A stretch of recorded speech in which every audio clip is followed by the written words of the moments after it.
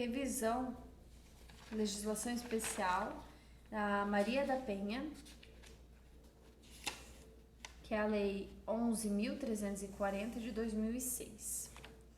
A Lei Maria da Penha, ela cria mecanismos para coibir e prevenir a violência doméstica e familiar contra a mulher. Essa violência se configura violência doméstica familiar contra a mulher qualquer ação ou omissão baseada no gênero e mesmo a identificação de gênero da pessoa.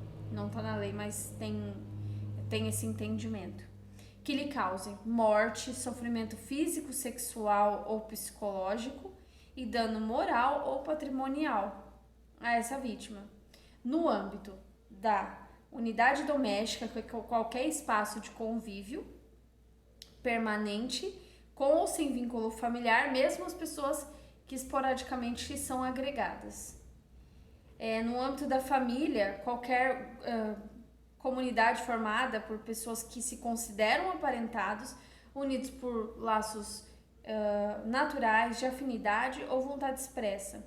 E a relação íntima de afeto, no qual o agressor conviva ou tenha convivido com a ofendida indiferente de coabitação, ou seja, um ex-namorado, um ex-marido, também vai ser aplicado como violência doméstica, porque se entende que houve essa convivência no passado também.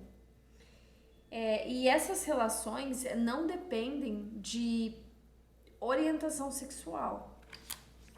Em relação aos tipos de violência descritos na Lei Maria da Penha, tem o mnemônico fimose psicopata, que são a violência física, que entende como qualquer conduta que ofenda a integridade ou saúde corporal, a moral, que atentam contra a moral ou a honra dessa mulher, como por exemplo os crimes de injúria, calúnia, difamação, violência sexual, que obriga ela a presenciar, participar ou manter ou participar de uma relação sexual não desejada, ou utilizar um método contraceptivo que forçar ao matrimônio, gravidez, aborto, prostituição, tudo isso mediante chantagem, coação, suborno, manipulação ou com a força. A violência psicológica, que é diferente da moral, a psicológica, ela atenta contra o emocional, a autoestima dessa mulher, controlando as ações, comportamentos, crenças, decisões. E aqui tem um rol enorme, mediante ameaça, constrangimento, humilhação, manipulação, ridicularização, perseguição, restrição de liberdade, não é de liberdade que fala, né? Isolamento. E a violência patrimonial, ela é qualquer conduta que retenha, subtraia, destrua parcial ou totalmente bens dessa mulher ou objetos de uso pessoal ou instrumentos de trabalho. Qualquer coisa que esteja destinada a satisfazer suas necessidades particulares. Em relação à assistência à mulher, vai ser seguida a Lei Orgânica da Assistência Social, no caso do SUS, e o juiz vai determinar prazo certo para essa mulher ser incluída no cadastro de programas assistenciais do governo. E ele também vai assegurar, o juiz vai assegurar, que para preservar sua integridade física e psicológica, ela vai ter acesso prioritário à remoção, quando for servidora pública ou da administração direta e indireta, vai garantir o vínculo trabalhista de até 6 meses, caso ela seja necessária ela se afastar do local, e vai ter encaminhamento assistência judiciária para uma separação judicial, uma anulação de casamento, dissolução de união estável, divórcio.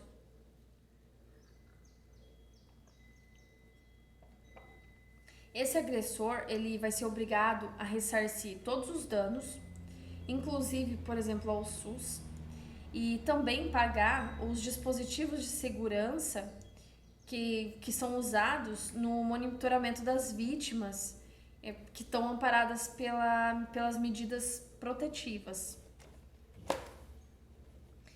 Essa mulher, ela tem direito a atendimento policial e pericial especializado, preferencialmente feito por mulheres. Não é obrigatório, mas preferencialmente mulheres.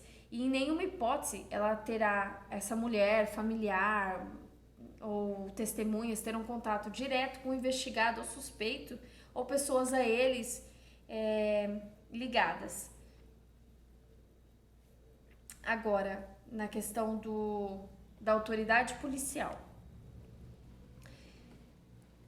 A autoridade policial, entre outras providências, ela deverá garantir a proteção policial, quando necessário, comunicando o Ministério Público e o Poder Judiciário. Vai encaminhar essa ofendida ao hospital, posto de saúde ou instituto médico legal. Vai fornecer um transporte para ela e para os seus dependentes, para um abrigo ou um local seguro, quando houver risco de vida, morte, né? Porque risco de vida é difícil, porque a gente já nasceu. Só se ela tiver um risco de engravidar. Se necessário, vai acompanhar essa ofendida para a retirada de seus pertences da casa ou do local onde houve essa agressão. E vai informar ela os direitos, inclusive os serviços disponíveis, como da assistência judiciária. Ainda da autoridade policial, né? Em relação à ocorrência, ao registro de ocorrência. Vai ouvir a ofendida, lavrar o boletim de ocorrência, reduzir essa representação a termo, se apresentada. Vai colher todas as provas que servirem para esclarecimento desse fato e remeter em 48 horas um expediente apartado ao juiz com pedido da ofendida para concessão de medidas protetivas de urgência. Então, vai ser lavrado esse auto, esse boletim de ocorrência, porém, em até 48 horas, vai remeter um expediente em apartado ao juiz com o pedido da ofendida para medidas protetivas de urgência. Porque vai ser diferente, né? Não vai ser visto toda a informação que está lá, então faz sentido. Determinar que se proceda o exame de corpo de delito e requisitar outros exames periciais necessários. Aí vai ouvir o agressor e as testemunhas, fazer a identificação desse agressor e juntando aos autos os antecedentes criminais, indicando a existência de mandado de prisão. Isso é óbvio. Verificar verificar se o agressor possui um registro de posse ou porte de arma de fogo. E vai juntar aos autos também essa informação, porque caso seja necessário vai ser retirado dele esse posse ou porte. E tá no Estatuto do Desarmamento, mas eu não lembro exatamente. E no pedido da ofendida vai ter a qualificação da ofendida e do agressor, nome, idade dos dependentes, uma descrição sucinta do que aconteceu e das medidas protetivas solicitadas. E informação se a ofendida tem deficiência, se causou uma deficiência ou ainda se teve um agravamento de uma deficiência já pré-existente, porque isso seria, eu acho que um agravante. São admitidos como meio de prova os laudos e prontuários de hospitais ou postos de saúde. Agora, verificada a existência de risco atual ou iminente à vida, integridade física ou psicológica dessa mulher, ou dos seus dependentes, né? Esse agressor ele será imediatamente afastado do lar pela autoridade, pelo juiz, e caso esse município não for sede de comarca, pela autoridade policial. E caso não houver um delegado disponível nesse município que não for sede de comarca, também é possível que o policial declare, como é que fala? Declare que esse afastamento do lar desse agressor.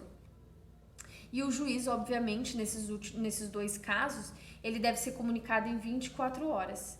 E caso haja risco da integridade física ou da efetividade da medida protetiva, ele não será concedida a liberdade provisória. Ou seja, caso se entenda que ele não vai cumprir essa medida protetiva, ele não será liberado. Não será concedida a liberdade provisória.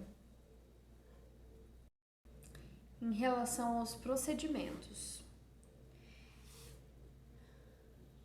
diferente do normal, os atos processuais, no caso da Lei Maria da Penha, poderão ser realizados em horário noturno também, ou seja, pode ser realizado em qualquer horário.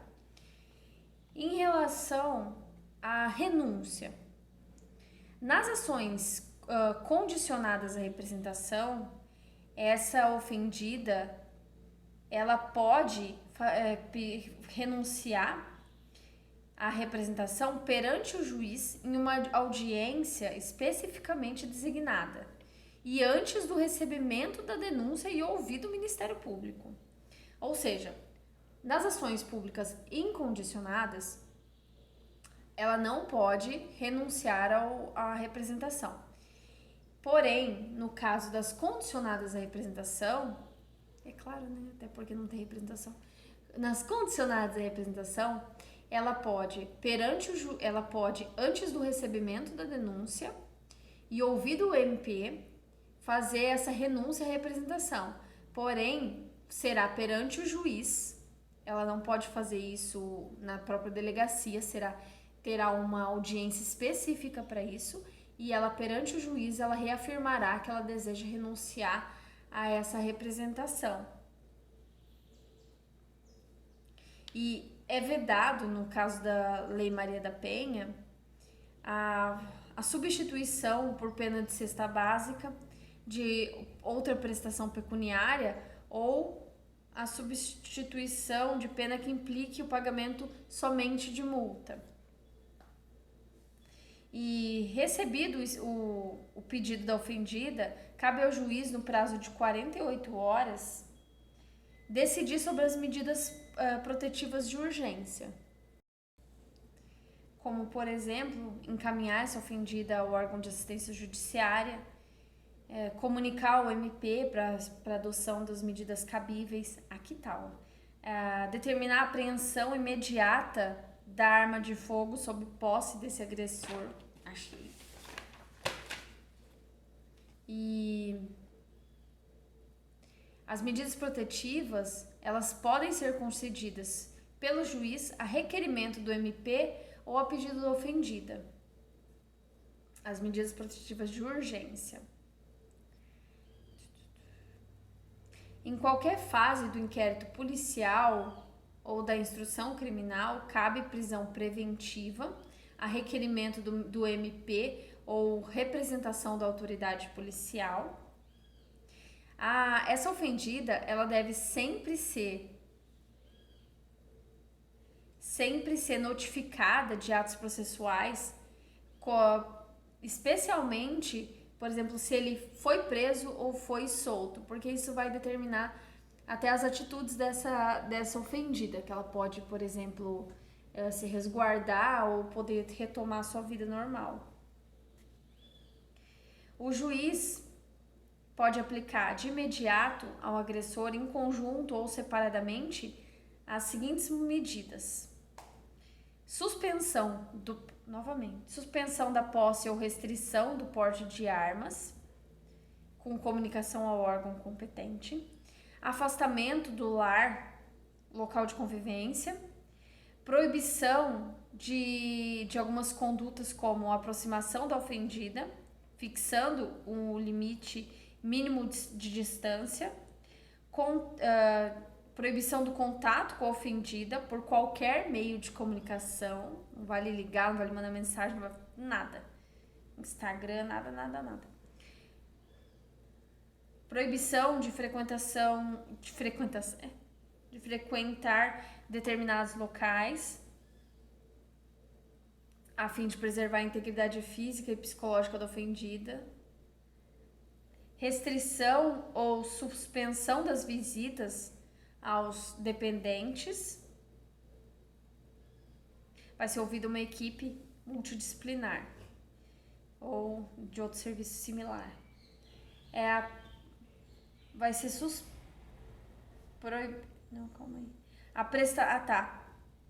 também pode ser designado, achei que era proibido. Vai ser designado uma prestação de alimentos provisionais ou provisórios. Nem sabia que tinha diferença. Ou seja, não vai poder visitar e também vai ter que pagar uma ajuda, já que durante esse período provisório tem que saber o que vai acontecer, né, com esses menores, com esses dependentes.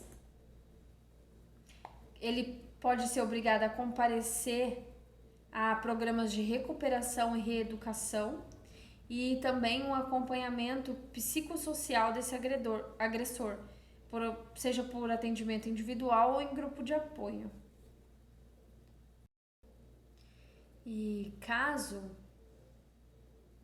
seja determinada essa restrição ao porte de armas, no caso de ser agente de segurança pública, forças armadas, por exemplo, será o superior imediato desse agressor ficará responsável pelo cumprimento da determinação judicial, sob pena de incorrer nos crimes de prevaricação, caso esse superior que deixe por indulgência de realizar isso, ou de desobediência, caso esse agressor desobedeça essa ordem.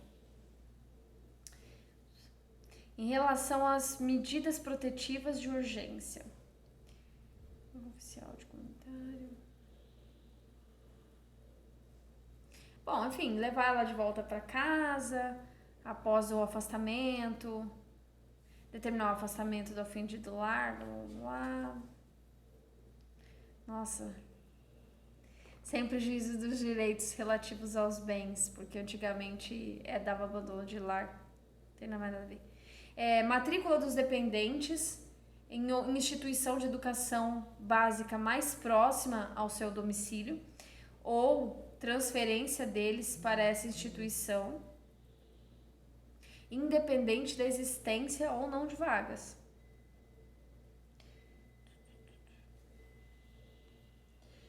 Agora vamos ao único crime presente na Lei Maria da Penha, que é o descumprimento de medida protetiva. Descumprir decisão judicial referente a essa medida protetiva, a pena é detenção de 3 meses a 2 anos.